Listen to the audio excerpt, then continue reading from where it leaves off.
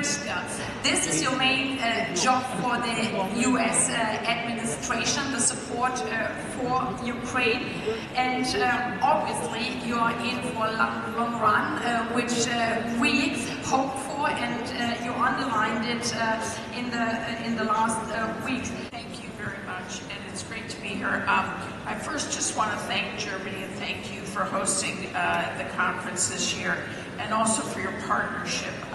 Germany has really been an extraordinary partner to all of us as we step up to help Ukraine save the Patriot systems that you have provided for Ukraine, or extending guarantees to your German companies so they can make investments, and of course housing over 1 million refugees. It's really, we're very, very grateful for all that Germany has done.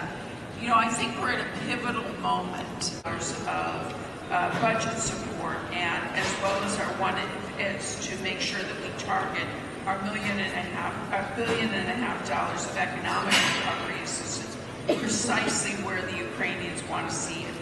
We've also extended the 232 steel tariff exemptions just 10 days ago, allowing for imports of Ukrainian steel without tariffs. We're working with the Ukrainian government on a pre-project preparation framework. It's not just us, together with the EU, the UK, and Ukraine. We're trying to make sure that there are more ready, bankable projects to be financed. There's a lot of money right now, but we need more projects that are in a position to be financed. We're also launching new $24 million to support Ukraine's energy infrastructure. And I'll just say, look, all of this effort by not just the United States, but all of our allies, whether it's militarily, economically, on the energy front, you know, it all depends on Ukraine.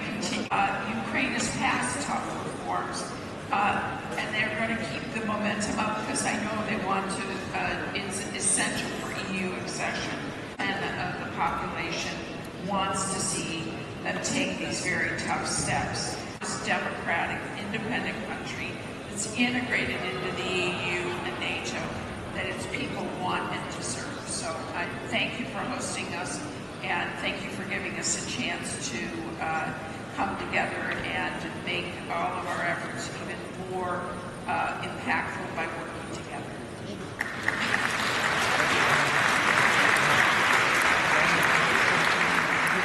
Thank you very much, Penny Pritzker. And as you were so diving into also the reform process, I would like to underline that by two questions with regards to what Ukraine is doing. I mean, being in the midst of a war, defending your own country every day, and in that situation, harmonizing your industry standards with EU rules, reforming your judicial system, implementing safeguards against corruption, enabling that Ukraine, speaking about women, will enter also into the Istanbul Convention.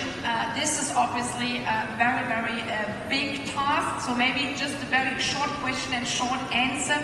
What would you need more for support to help Ukraine in this reform pathway, which we all know is not very easy, even in peacetime, Dimitri?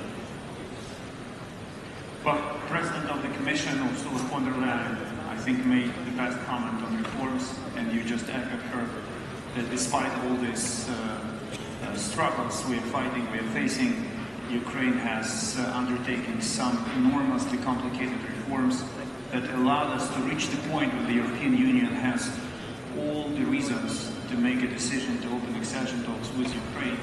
When it comes to the next steps, I have one very simple request to all: believe in Ukraine. Do not get upset.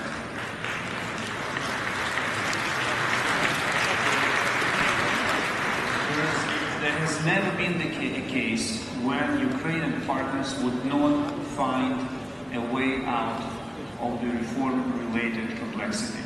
We always find the way out. Believe in Ukraine's capacity to outperform your expectations, and even sometimes our own expectations. Thank you.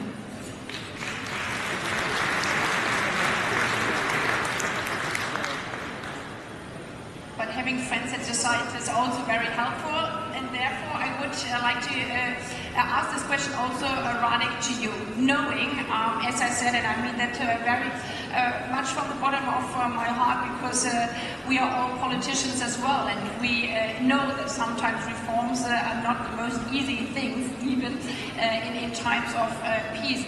Ranik Sikorski, from your perspective again, from the reform process of your country, and also knowing sometimes political struggles in our democracies, what would you like to maybe give also as an advice to others how to support this reform process, maybe also in the more tricky parts of judicial reforms, anti-corruption, but also capabilities with regard to administration? Like again, we do have this university for European matters between Poland and Germany and Frankfurt Oder and Slubice. So maybe you can dive a bit into what helped you on your pathway towards the European Union as an example for others, be it local communities, investors also, or governments to support Ukraine's accession pathway.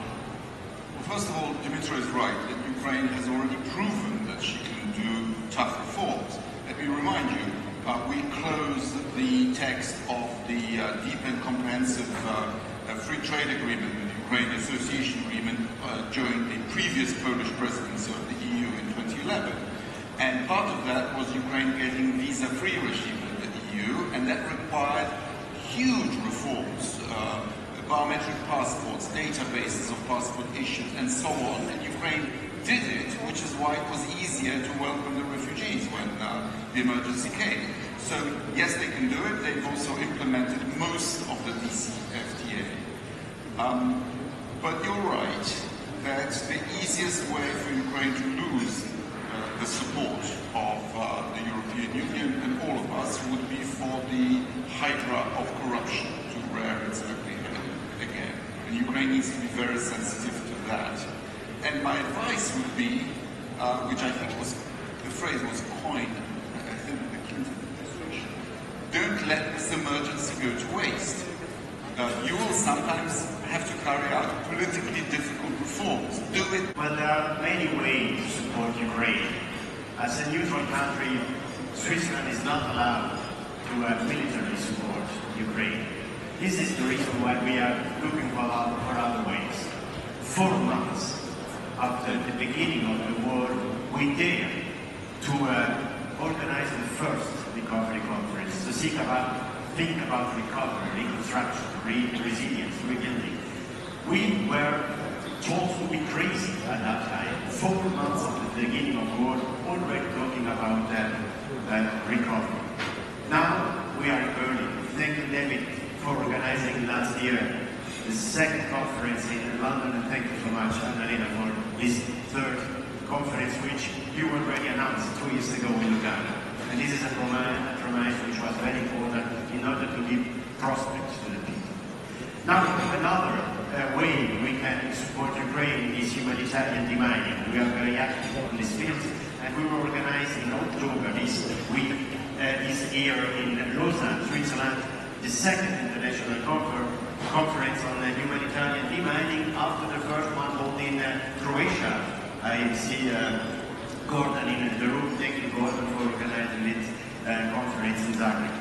And then, of course, the topic which is expected to be held in very few hours. It will start on Saturday this week in Switzerland, in the region of the lake of Lucerne, on a mountain. We have to climb up on a mountain to find common ground in order to kick off a process, a peace process.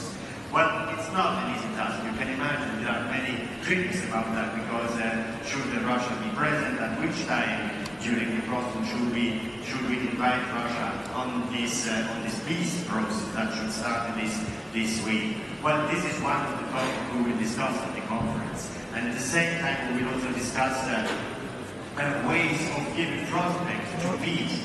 We dared to talk about the recovery 4 years ago. It is time now that we have the courage to talk about peace. And I count on you to be present at a very high level.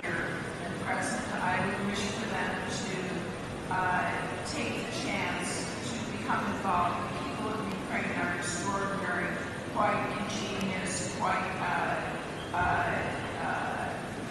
so committed to their future. The resources, the natural resources within the country, the will of the government to really turn from east to west is so strong. And so I would encourage and wish for, our American businesses to become, I know it's far away, but become more involved in Ukraine. And he's putting out feelers for China and Brazil to try to freeze this conflict, which means that he has already understood that he cannot achieve the original war aims, which was to conquer all of Ukraine and to bring Ukraine down to the level of Russian folklore. He now understands that. In another year or two, we might actually be able to restore international law and restore Ukraine's international borders. We just need to stay the course.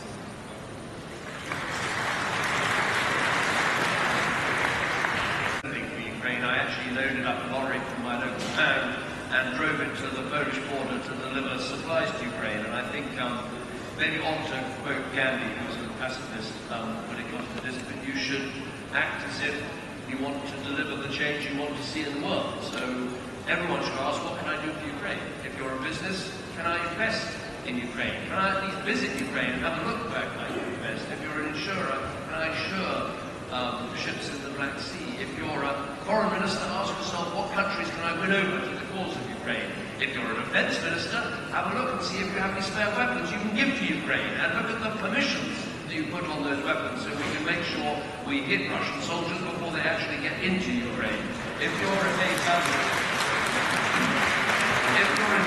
in cultural industries or other things, think of what you can do to partner with Ukraine. Something Britain is working on now is a 100-year partnership with Ukraine on everything from twinning our towns to universities, to school visits, to trips, to cultural institutions, everything we can do. Let's be frank about this. This country, Ukraine, has chosen a path to join us in the Euro-Atlantic and the West, with all that means with our economy, their society, their politics and everything else. And we've got to support them in that choice, because Putin wants to stop them making that choice. So everyone should ask, what can I do for Ukraine? And if we all do that, let's prove we can't win that.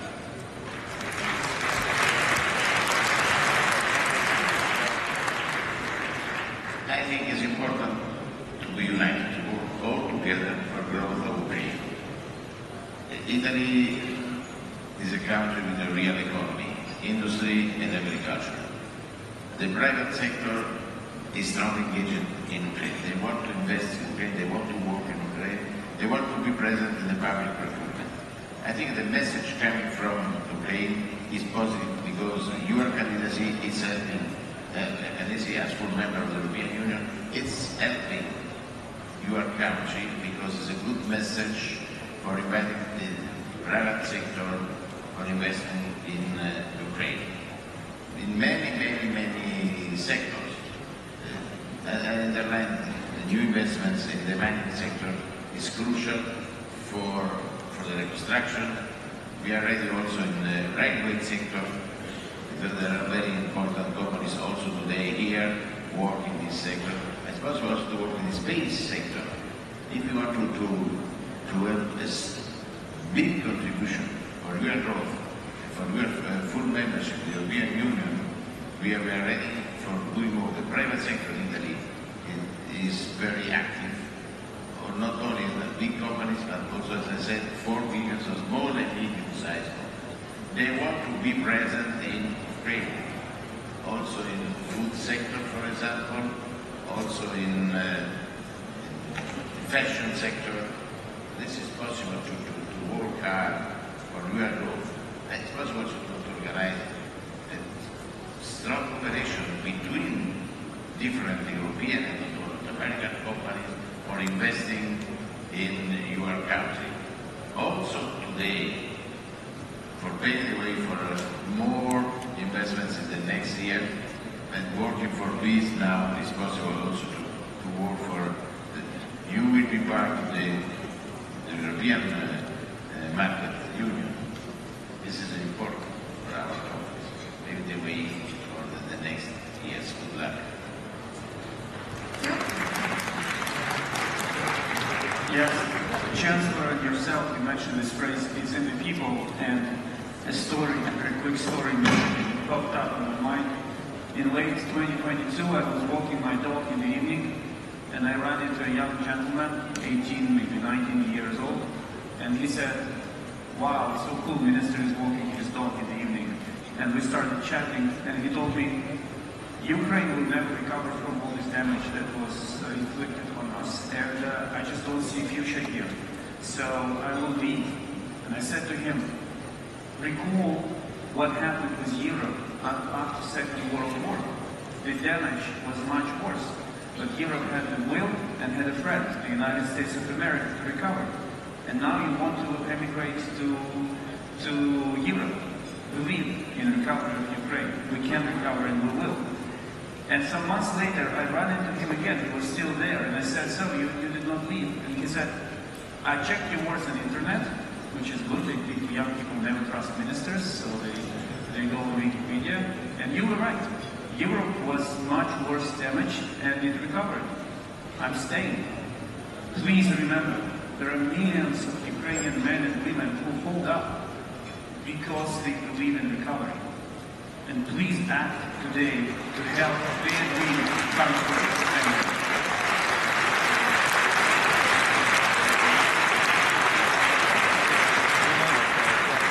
Thank you very much. And by these encouraging words, be brave like a Ukrainian man, staying, investing, defending, believing in the future. I would like to leave you now with the upcoming discussion, how you could be brave like a Ukrainian to invest, to find a new business case in Ukraine. So, and one day in the future, we don't know when it will be, but that there will be one day where you could all say, I invested into Ukraine, and now we are celebrating the European Union together from Wuhan to Lisbon. Thank you very much, and thank you for being here on the panel with us today.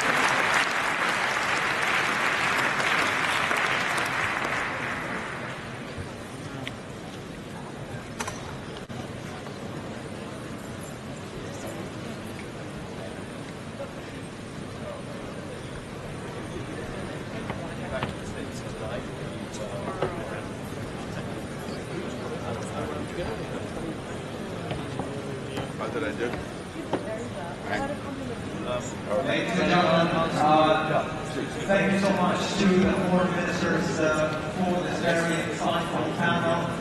We're actually going to continue without a break. Right on the contrary, there will be 3 back-to-back sessions taking place right now. There have been some very slight changes.